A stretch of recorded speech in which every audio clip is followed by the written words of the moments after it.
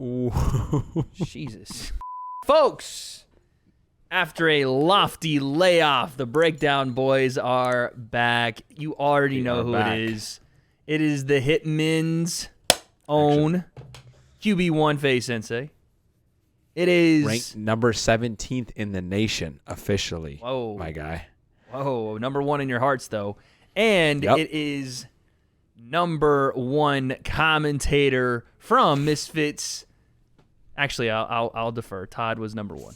But from Misfits number two, it's your boy, the Wade Concept, a.k.a. Wade Plim. Yes, I said my name in the third person, but the first thing we're talking about, let's run back Misfits number two. I want to ask Faye Sensei what he saw, because I was there in person with these two peepers, but I know you watched at home. Talk to me about the event. What did you think, man? First of all, you are number one. Right now, Wade, you're like in like year 1, year 2, year 3, like MJ's career, bro. Okay. Like we everyone just knows, warming up a bit. Everyone knows when it comes to this scene, you're gonna be the GOAT, bro. Right. You know what I'm saying? I'm not quite to the point where we're at the the dream team, and I'm looking at Larry and Magic and saying this is my league now. But we're getting there. You're getting there, and people are like, dude, that's the guy. That's the guy, and he's gonna be the guy. So yes, numero uno. Appreciate that.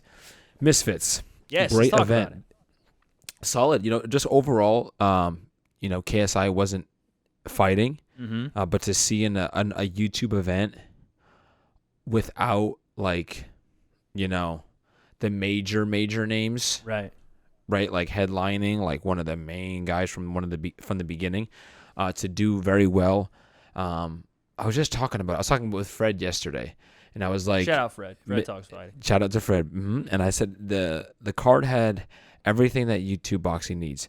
It has people who are coming off losses. Yep. People who are trying to keep the wins going, and people who we haven't seen in a while who are making comebacks. Exactly. They had and new faces. And so I said, I said that already. So it had everything, every type of fighter, every storyline in there, and plus the boxing was interesting on top of the storylines and all those things, like I said. So it's just a great event. Like if we as a community can keep doing events like that, if Misfits keeps doing events like this, it's a game changer, bro, because it wasn't just relying on like the KSI event. We saw that even with the one that I just fought on, the first one. It wasn't, it wasn't like everyone was just waiting for KSI. Right. It wasn't KSI the other fight, and everyone else. It was right. an entire card of people you wanted to see. Right. And JJ talked about that too after, and he's hyped about that and just the promotion. So I'm excited about the future, and I see something like that, and I'm happy to see, JMX back in the mix, Swingler back in the mix. Yes. Slim, Ryan, these guys aren't like Ryan Taylor. He's had these challenges, crazy. Like he just started boxing. Ryan's a dog. Showstar? When it was Showstar, he took the fight with DK like on 2 weeks' notice, bro. Yeah. Like not boxing. Yeah. Like never boxed. That went to shambles, but now he's like starting to box. Now like people have respect for him and for how he did. Now all like these names, and I just think like almost every event like this, just like Salt Poppy, bro. It was the first Showstar. The first Showstar. Salt Poppy came out and beat Halal Ham. Boom. Immediately, he's like, oh, that's the guy, Now it's like, and then he has the second fight. Boom, he's the guy. I swear, like the next event was it's gonna be like another Salt Poppy. Yeah, I mean that's the thing. Slim. We thought Slim was dead in the water, bro. We thought he was Bermuda Triangle, freaking Mars over the freaking ice wall, dude. But all of a sudden, bam, he's back, and he's like the guy killing it. Smashing it, dude. And to be fair, a lot of people don't remember this, but you and I were saying before Slim got on Misfits, he was going to give dudes problems. He was a real threat in this scene. We've been saying it. For sure. But I've been saying, I'm like, I want to see him in the scene, bro. That's all we've been saying. Like, watch when he comes to, America, UK, and watch what he does to some of these guys. But let's back up a second, because I do want to say it was so fun being a part of this event. Like, where Misfits 1 seemed, I don't want to say chaotic, but it was the first one. We were so excited, and there was so much pressure and so much on the line. And that's what you want really out of big events like that. You want pressure. You want this to feel bigger than it is, or even, you want it to be as big as it feels. But this Right. one felt very, I don't know, man, passion project. It felt very like fight night oriented with the ability to create new stars. It did its job, right? Like the job of this card wasn't to sell out 20,000 in an arena and go and be DAZN's biggest, profit margin production, but it was to build for a January card, for a card down the line where big names are going to be on, because even if these creators aren't KSI, aren't Logan, you still have Jay Swingler, massive creator. Massive. You still have Slim, who has literally become a hitman. You might as well get him some gear from the football team at this point. Like, he has made his name almost exclusively now in this scene. He doesn't, he's not like a full-time YouTuber anymore. He is now the hitman of Misfits boxing. And so when you had all these things that lined up, and as well as, Kenny on commentary, I want to get your thoughts on him. That was fantastic. I thought he did so good. And just I heard pieces of it. I only heard pieces, so I think I got the lowlights because the things that were clipped might have been the lowlights. And he talked about it like how it was challenging and stuff like that. So I saw some clips. So I was like, bro, there's no way he. But obviously there was some clips that they put of like him like pausing or not sure what. There was one that was pretty funny about. I forget what it was about referring to, but he kind of like stopped and then I think the guy Tomer said something like finish his sentence. It was kind of funny, but it's tough. Yeah, so tough. it was Kenny's first time. And he even, so we got on stage. I'll give you some insight. We'll do some background on this whole thing, and then we'll get to the fight results and what we think like about the fight results and who they could fight next. But I'll go in the background. So the first thing, before the fight even happened, we had the weigh-ins. We had the press conference first. Do you remember what happened at the presser? Full-on mayhem. Bro, chaos. And like the energy leaving it was crazy too. What exactly... What was your point of view there? Explain to me from So I came into there. the presser thinking, okay, at all costs, we have to stop Ryan Taylor and Slim from killing each other, right? Right, yeah. And luckily, I was sat next to Slim, and I looked down, and Slim had like a bunch of posters rolled up, and I was like, oh, God, something's coming. But that was what I was thinking. That was where my head was. Keep them away from each other. Go to them like, they were the co-main, so I was like, okay, at least they'll be last. And then Tom Zanetti, and the guy's name was Jaden King, start popping off. And that was, I didn't even, to be completely honest, I didn't know what the beef was there at all. And that was a late, the backstory. It was a late replacement for Tom. That wasn't his original opponent, but apparently Jaden had talked about his kids in the build-up. He was like, yeah, I'm going to fuck you up, and then I'm going to fuck your kids up. And I think his kid is like 2 years old. So it's just you were crazy. It's just the worst idea. Like, imagine saying to somebody, I'm going to fuck you up, and then I'm going to beat the shit out of your 2-year-old kid. Bro went straight Mike Tyson on him, bro. So, and that happened, and then he said it again in the press conference. Not like that, but he basically doubled down on it because Tom was like, yeah, he talked about my kids. And he was like, fuck your kids. Again, just a place you don't go there, right? It's just you don't go there. So Tom we all know gets that's up. a line, bro. So Tom gets up, right? And I'm thinking, oh, okay, well, security, whatever. And then he reaches in his pocket. And in the UK, this isn't a big deal. But in the States, you're thinking someone's got a gun, right? And he did, but it was a water gun. And he pulls out the water gun. And That's what that... Okay, yes, I saw that, yeah. Starts squirting Jaden in the face. They go at it, and it was crazy because Jaden's team looked like, teenagers, but they had the ski masks on. I was like, what? Is this a skit? What's happening? And then Tom's team was on my side. They came on stage, and it was grown men. And I don't know, we might have to put the clip in here. There's a clip of everybody backing people off, and there's me in the background guarding absolutely nothing. I'm like this. Guys. There's no one around me. I'm protecting air. That's all I'm doing. I'm like, bro, I got this air. This is mine. And I've got the microphone. Like, there's the mics. You know how they were when we went? They were like on the table. I'm like down trying to talk. I'm like, excuse me, folks, please take your seat. That's hilarious. No one's listening to me. And then it happened. That's the worst again. position. It happened like 3 times. And then the last one, Tom just kept squirting him in the face, and Jaden was just letting him hit it. Anyway, that fight got called off that night. there was rumors as to why. I don't really know exactly what happened, but Yeah, I saw that. ended up they didn't even fight, and I think a lot of people after that exchange wanted them to, of course, but Right, of course. Let's see that anyway, and then we moved into the highlight of the weigh-ins, which was, of course, me and Big Zoo. No, of course not. Shout out Big Zoo. That's my guy now. But it was Astrid Wett deciding to show up and to be fair to her, no one knew that was going to be the case. She had a full jogging thing on, and then that went away. Psych. She was in her birthday suit, some would say.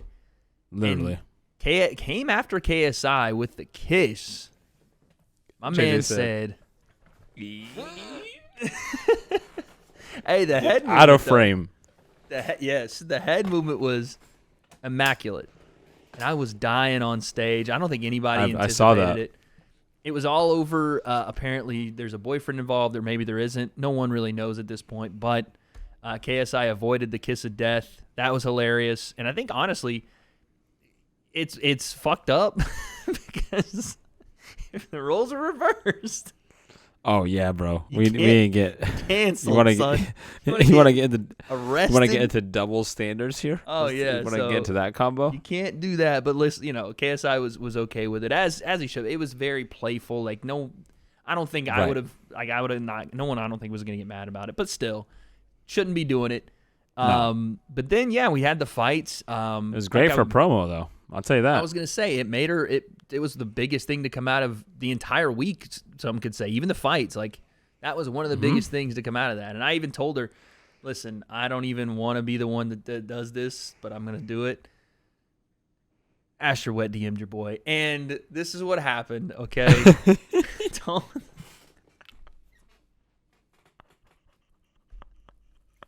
It's not like that.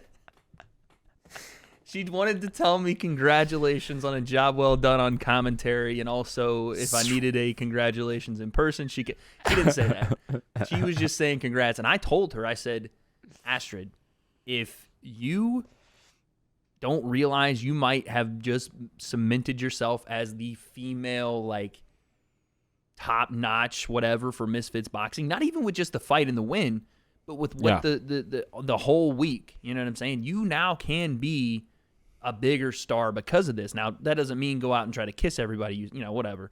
But I'm saying capitalize. But she's developed a character. Exactly, like capitalize. And she knows this better than I do, I'm sure. I mean, she's got her whole thing going over there, and I'm sure she's doing really well with it.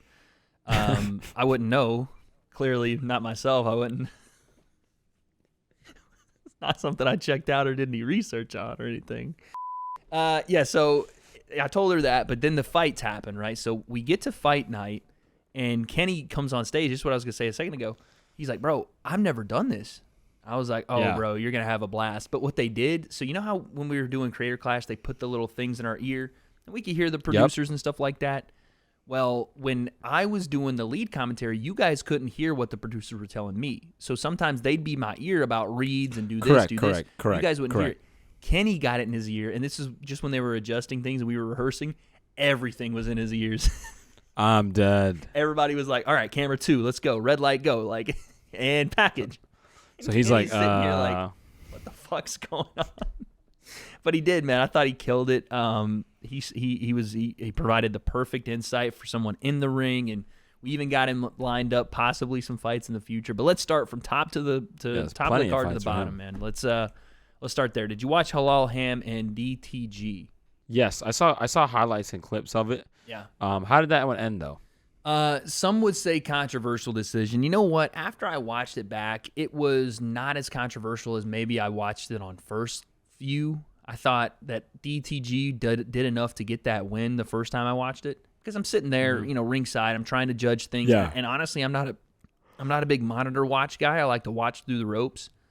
So I might not have caught every single shot the way it landed. And watching it back, I'm not as upset about Halal Ham getting that win. I thought he did enough, especially in the later parts of round 1, round 2, and then in round 3 it was more swinging and missing from DTG. So.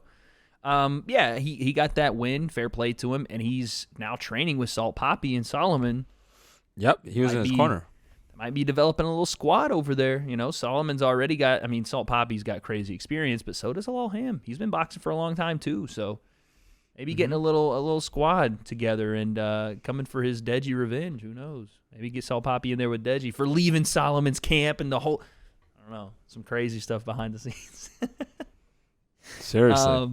We had Anthony Pretty Boy Taylor versus Ashley Raksu in one of the most fun fights to watch there that night. Anthony Taylor, I told people all week, the man has dynamite in his hands. He's a pro fighter. This is not going to go well if Ashley Raksu hasn't prepared properly. And to be fair, there was not really a lot he was going to be able to do to prepare for a guy with that much experience. So it wasn't Ashley's fault. In fact, I thought Ashley showed a ton of heart. I thought he showed a ton of skill to be able to not only survive that fight, but do so after getting knocked down in the first 3 seconds, dude. 3 seconds. Wow. Came right forward. I will never have a better call on commentary than I did for that moment. It was the best thing I've ever done and probably will blink. ever do. What did I tell you? Don't blink. Fucking almost KO'd immediately. I remember that was like the clear what I remember from you commentating. That was dope. Yeah, like, no, like that was listening sick. to all the pieces, but like the timing of it.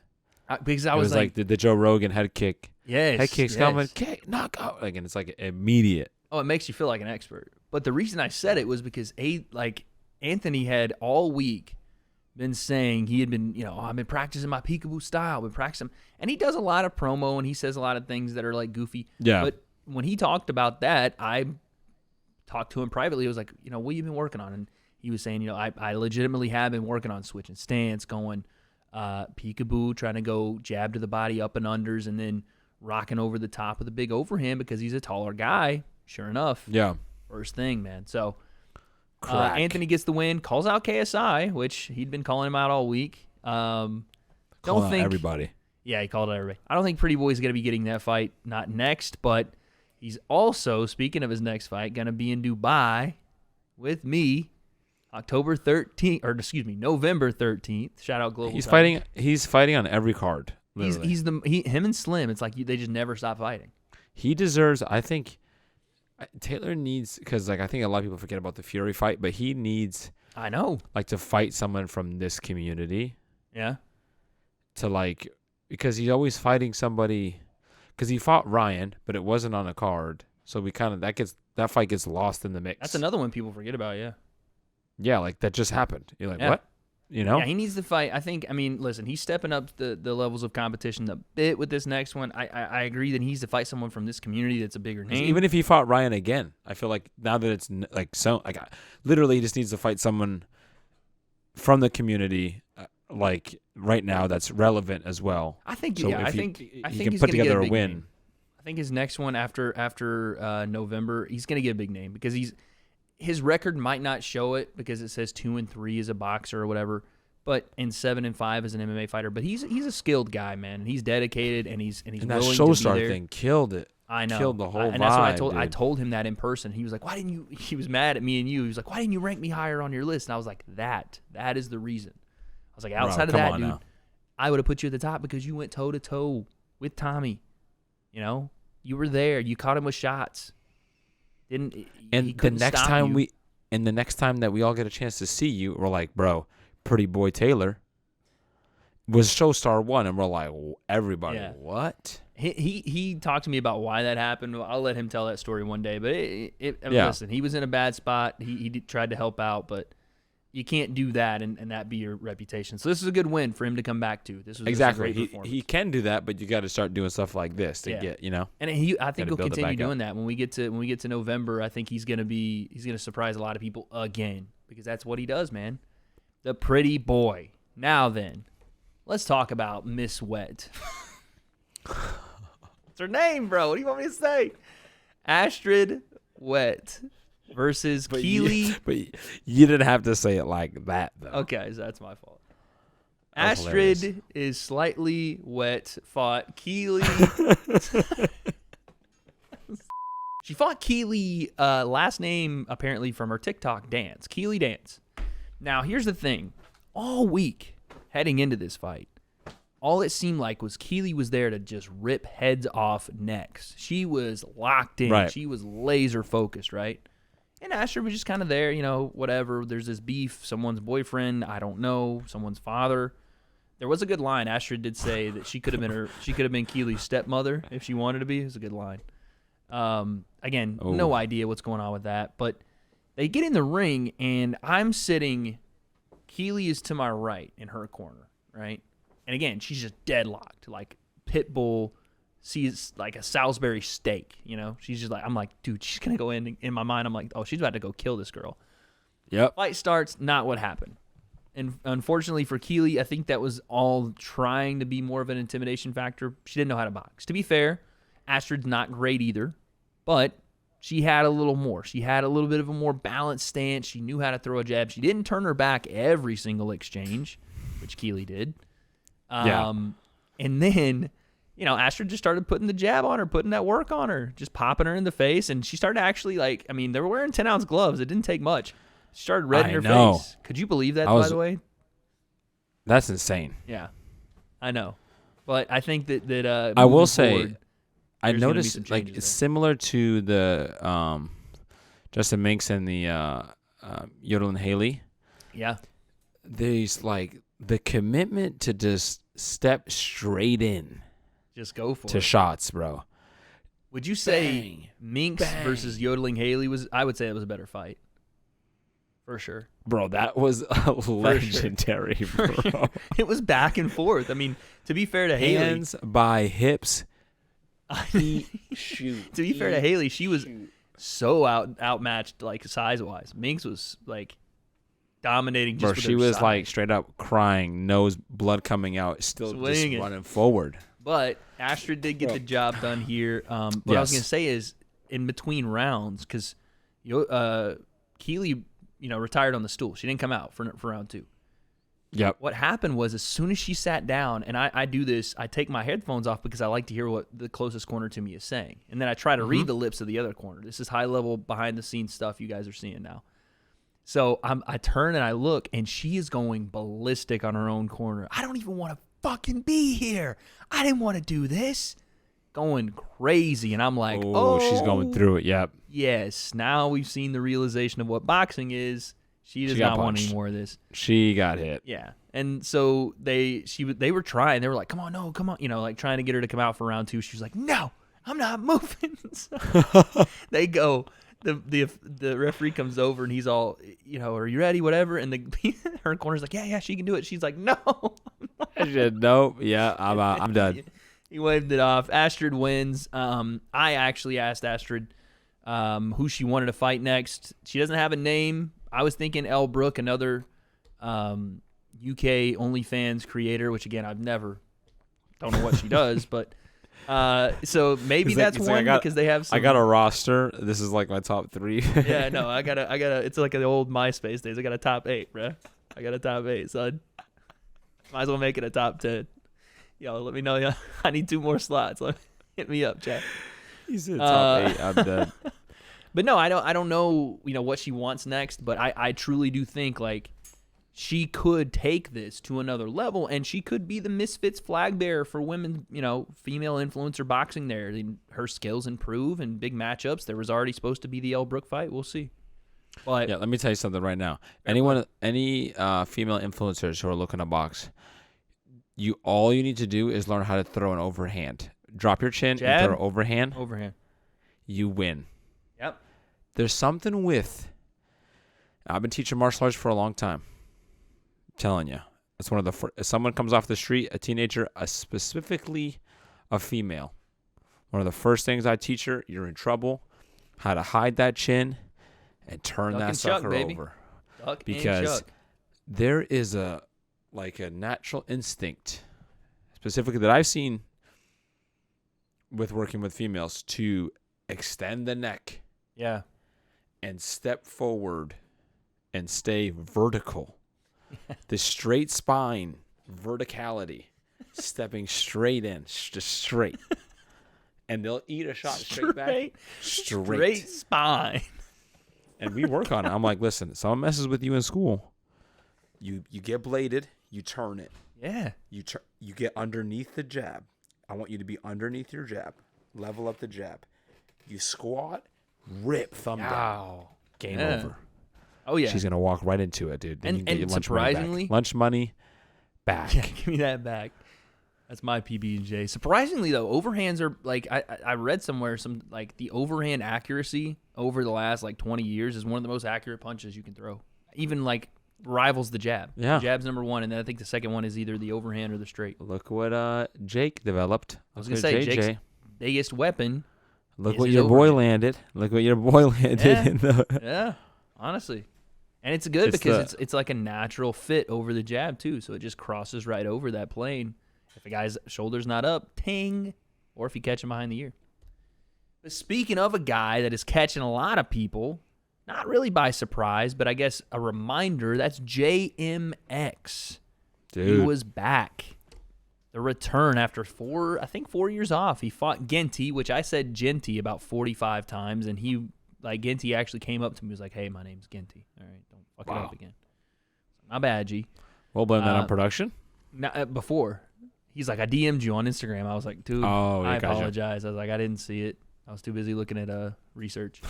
And so JMX is back. What'd you think of his fight, man? He came out a winner. Big time knockout. Genty was up for it in the first. Wasn't so much after that. What do you think about the knockdown? People ask me about it. So here's the thing. Did you see our reaction to it on commentary? All of it shocked. I did not see that. Todd stood up and was like, yeah. It's like full on. Started rooting for Genty. I think it was because of the way it was really like a David and Goliath kind of deal, right? We knew going into that JMX should dominate this guy. He just should. Correct. And he, for the most part, did, right? But that one little moment, yes, it's considered a knockdown because he got hit and he went to the ground. But was he hurt in any way? No, not at all. I think his pride got very hurt. And I think that is what showed a lot more, especially with the interviews and everything else after. But it's like when your ankles get took, but the dude steps on your foot, or like it's a little bit of a push off, and then you come back with it, and then you're like, bro, but you kind of pushed me, then I tripped. Yeah. You know what I'm saying? Like he got up immediately, was like, no knockdown. And the referee's doing this in his face. He's like, I slipped, dude. Yeah, and he did. And to be fair to Joel, it wasn't that big a deal, but I think he made it more of a bigger deal than it would have been if he'd have just been like, oh yeah, he caught me, whatever. Like, I think the fact that he went on and on about it is what people, but to be fair to Joel though, to be fair to him, if this was his plan, and I don't know how it would be, but if it was, he did get the attention of Logan by doing that, right? By taking that fight, by the unintentional knockdown or whatever you want to call it, Logan sees it and responds. And this is how even if it's not the way you wanted to see him respond, right? He's something. Responded, right?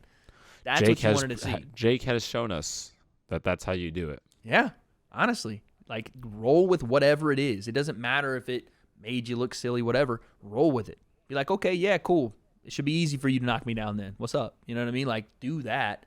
And I think Joel's going to do that. But I was surprised that Joel came out southpaw again. I was surprised because he's a natural right-handed guy. Yeah. But he learned to box southpaw because of the shoulder issue. And I think that that's beneficial to him, right, to be able to do it in both stances. But I think he knows, like we do, that his big shot comes from the lead hand. At least that's what I saw there, And he said he didn't box the way I he fight wanted that to. way. Yeah, I fight that way, obviously. But I did that my whole life growing up. So, like, I'm able to find power in the lead hand. So it's just, I think it's more defensively, especially early on. I think you can develop it as time goes on, and you can find certain spots in the fight to when to switch and then test it out. Yeah. Like even my last fight with Kenny, like I switched, tested it. I can hear his coach yelling. I can hear Daly yelling. I'm like, okay, he knows it. He's prepared for it. So I switch. I try to get a feel for it. Then I go back, So it's tough to be able to switch up, especially defensively. I think offensively you can. Offensively, far easier, yeah. If you're not confident or like you got hit by a shot, you're not sure. You're basically trying to defend yourself backwards, right? You're essentially you're doing everything backwards. And if you're not, like you said, you're not used to it, you're going to get caught with something because you just don't know where your hands need to be or anything really. where your feet need to be it's nothing. the shoulder placement, Yeah. like my upper body education, or just like my awareness of like where my shoulders are, Mm-hmm. and like just catching ingrained stuff. now. Yeah. But like when I switch, I can do it. Like You can make the motions, but it's not as. But like, I can see my defensive mechanics because like if I go southpaw, it's either all like karate distance, right. or I'm shelling and I got to catch everything. Yeah. I ain't slipping. Yeah. Nothing unless I'm shooting. Like It's I can just straight not counter. it's just not as natural for you to do. But if I go orthodox, then I'm like, okay, I can catch, I can shoulder roll, I can slip inside and weave comfortably, like the evasion movement and stuff like that. But yeah, we'll see, man. I think Joel's got man. No, I thought Joel had a great fight. I thought he showed what he does well, and that is when he stays at range. Like he even said, he was like, I crowded myself a bit. When he was at range, he lands big shots, man. He landed the big straight left, the big hook behind it, the big lead hook. So I think a Logan fight is probably in his future, depending on how many more wins he can get. I don't know. If I were him, I would stay active, and I think he wants to be. I think that time off has showed him he just wants to get back in the scene. I know he wants the Logan fight, but we'll see. Maybe we could see Joel, I don't know, if he fought on November's card, and then, because it seems like Logan's having a hard time finding an opponent, maybe Joel gets one more knockout all of a sudden. Yeah, if he can put together another big performance. Yeah, I mean, he's the perfect size, perfect match, like, size-wise for Logan. 6'5", 6'4", 200, some odd pounds. That's the one, man. So, but yeah, I thought he had a great comeback, and let's not forget it was 4 years off for the guy, man. I think a lot of people were like, "Oh, like Joel didn't look as good as." Bro, it's 4 years, dude.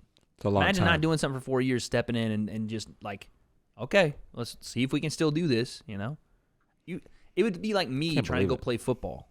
I would look like dog shit. Yeah. It wouldn't work. Yeah. But then we had the fight of the night, the co-main event, the people's main event, Slim, the Hitman Albahar versus Ryan, his choice for a nickname, not mine, the Headbutt King, Taylor. I'm dead. This was on his profile. But this was the fight. Slim came out in his Brooklyn Nets-inspired gear. Did you see he got a follow and a shout-out from Kevin Durant on his Instagram, bro? No, I did not see that. Kevin Durant was in his KD? comments calling him the Slim Reaper, son. No way. Yes, go look at his post. It's on there. After the fight, he was like, "What a KO." And then another reply said, "The Slim Reaper, son." So that was wild. Getting love from Brooklyn. That's which so is dope. You know what I mean? Like his own That's city dope for the standing up community with it. too. That's dope. Yeah, That's dope for the 100%. community as well. To get KD watching influencer boxing, hell yeah. But anyway, Slim came out immediately, first round. What were your thoughts when this fight started? Did you think this was going the distance? Do you think Slim was going to knock him out? What'd you think? Like with Ryan, I expected it to be a tough fight for Slim. Yeah. I expected Ryan to hang around. I didn't think like he was going to walk right through him. I did not Slim ripped that right hand, bro. That was something different. He was more accurate than I think he even knows. Like he was accurate with the right hand and the combinations and his timing. Yes. I think this fight really gave, because Ryan was so tough, we got a chance to see Slim like him as a boxer. Cuz like with Tommy, like he caught him, but then he was able to get him out of there. Yep. We didn't see Tommy didn't get a chance to respond and try to recover, try to deal with the adversity. And, then it wasn't like Slim had to adjust again and then continue to find that. And on all of Slim's fights before that, same thing. Yeah. Like he got the guy out of there. Putting dudes away, yeah. Then he catches Ryan, but he has to continue to find ways to land shots and still deal with shots coming back his way. Had some own damage on his own face, right? But his timing, his ability to land power shots is tough. When you're hitting somebody and you're putting power shots in and you feel like you can get him out of there, so you keep trying to get him out of there and you can't. But for him to be able to continue that and land shots with good timing and pressure, he didn't, even when he was winning, he didn't just be like, "No, let me," Kept coming after him, yeah. Kept coming after him. To me, that's what I was most impressed with out of everybody. I was like, oh, Slim, because we didn't know, man, if he's the real deal. Right. It's hard to tell when you're just knocking fools dead what happens when the guy doesn't go away. And Ryan did not go away. And this was only a 4-round fight, and you saw some holes there in Slim's game. It's mostly his gas tank. Yeah, of course. That's going to happen, right? When you're not prepared for, and especially, let's be honest, Slim has been fighting more than anybody. He has been the most active guy, so he hasn't really had that full camp, rest, get back, Not only did Slim, and some people are like, oh, Slim, like, haha, couldn't get Ryan Taylor out of there. Fuck off. This was a guy in Ryan Taylor that was 20 pounds bigger than Slim. Probably more on fight night. Maybe not. But also a guy that was just tough as nails. Like, you want to say something about Ryan Taylor maybe not being the greatest boxer in the world? Okay, cool. But you go in there and try to take those shots Slim through. You know what I'm saying? Like, who else at 170 is taking that shot? Slim hit him with the right hand that dropped him. It didn't even hit him on the chin. It grazed him on the cheek. Imagine. Bro, ripped it. That right hand lands on anybody else at 70. They're not getting up. They're not. And credit to Ryan Taylor for being able to cut the weight to get down there. And listen, I'll say this. Slim, I thought this was one of his better performances. I know Tommy's the one that's going to stick in everyone's mind, but I thought this was the totality of a great performance. You put shots on a guy. You weathered his storm back. You were able to even when the gas tank started to leave you a bit, you were able to get that second fight win. Too. Yeah, Ryan's just in your face. Laying on him, spitting blood on him like a freaking whale, like just, just a madman. And in Ryan's case, I think they might have made a new star here. Like, Slim is obviously a star already. But Ryan, with, I don't know, a year to learn how to box. That's what I was going to say. He puts it together. He has the... And he's a cool dude. Like, he has a mentality for this, man. This kind of like Conor McGregor-esque, like, you don't know what kind of madman he is, but you want to stick around and watch to find out type of thing, It's like, I want to watch what he's going to do next. And that's the thing with Ryan Taylor, man. He's a guy in this scene. And I think and he wants to keep doing it. He loved it. He was like, oh, I broke my nose, don't give a fuck. Like, it was crazy. He has all the intangibles that you're looking for in a fighter. Now you just need him to go off and train. And he's got Kane Musa, and he's got those guys in his corner, so it's not like nobody's there. He's got some legit dudes over there and all the money in the world, so why not try it, man? I think this was obviously the fight of the night. We asked Slim who he wanted next. We're going to get to that in a second, which is, I think, very interesting. And this may even be an opponent for Slim in the future, but let's get to the main event. We had big TGF Energy, big Jay Swingler versus the man that predicted a split decision victory in his own favor. Oh, I saw that, bro. The man that dyed his own hair on fight night, the one and only Churdleys. What did you think coming into this fight, man? I wasn't sure. I wasn't sure. I was like, okay. I always bring it back to Creator Clash. We were shocked. Yeah. We were like, what? Okay. But the first 2 seconds of that, of the interaction in the beginning. You're like, okay. He's not seeing what's happening. He's not there. He's not. He's throwing punches. They look like he knows how to throw a punch or two, but he's not seeing what the other guy's doing, and it's not going to go well. He is a blind man in there. The punch is going to hit him, and he's going to register after he gets hit. Yeah. It's one of those... What? Oh, okay. What the hell's going on? What the hell's going on in here? The freak is... Am I getting jumped? No, it was. You see that? It was one-way traffic, man. It was one-way traffic, and Churdleys would have fit perfectly on Creator Clash. Now that you said that, that's what I'm thinking about. But he would have fit perfectly. Perfectly, dude. He had the greatest promos, the build-up to the fight. I thought he did his job perfectly, but unfortunately, he just wasn't. Listen, you know what it reminds me of? I gotta tell you this. My little brother Mason, who's a little old, he's older now, but when he was little, he'd have this thing, dude, where he'd always get hit in the eye. Yeah. Because he wouldn't blink. Like, he was so delayed on registering things. Yeah. Like, one time I threw a pillow at him, like, across the living room. Right. Bro, no movement. He didn't even blink. The pillow went and hit him in his eyeball. And then he got hit, and I was like, I'm going to be in trouble. But how did you not get out of the way? No registration. And once you see that, like when a punch goes by, but it misses, but there's it no goes like by, attempt comes back, to and then make you're it like, miss. Yeah, huh. yeah. That's You're when like, you know it's gonna get bad. hit. It's going to be a jab and over. That's what it was. I think that was like the hard shot. Yeah, he got jabbed and put down, and then he got up again, and it was I think it was even a jab that rocked him the second time, or maybe a left hook. I don't quite remember, but regardless, the right hand followed it, and that put him away, and that froze him up. Jay gets the win. Jay looked good, man. He looked like he was focused. It looked like he was in great shape. I mean, we didn't get to see a ton of it, but from what we did see, he looked like what he came to do, establish himself once again, put himself back in the conversation at 170, this division that is stacked. Kenny, Slim, Gibb, Jay, Salt Poppy, if Austin McBroom ever does it again. That's right. Temper. There's Alex Wasabi. There's Ian, a.k.a. iDubbbz. There's a ton of dudes. And speaking of Jay Makes me getting it wish done, I was 23 again, dude. I'm saying you'd be running this scene, bruh. You know what I mean? But we looked dead at Kenny after this fight and said, Kenny, hey now, King Kenny, what do you think of Jay? And he said it. He was like, I'd love that fight. That'd be a great fight for me. And not only Kenny saying that, another name I forgot, Deji, said it in KSI's video. That would be a fun fight for him. Who do you think after this win Jay realistically could fight next? Because I have a name, and it's not those two guys.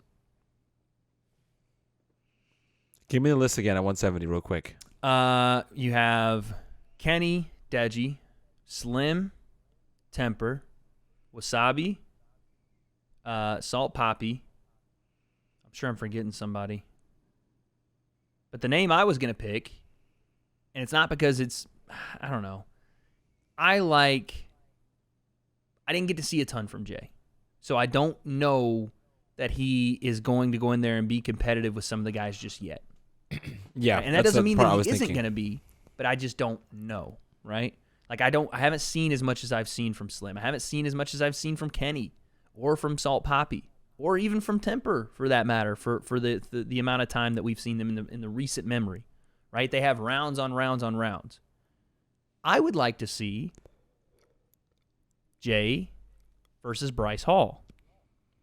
Ooh. That's the one for me. That's what we call a barn burner right there, brother. I would like that fight, and I think it works for both guys. Bryce coming off a loss and Jay coming off a win, but if you're talking about clout for clout, and again, Jay didn't have to do a ton to that guy. We know Bryce can take some shots. So, and I make it happen. The character kind of clash, the way that they are too.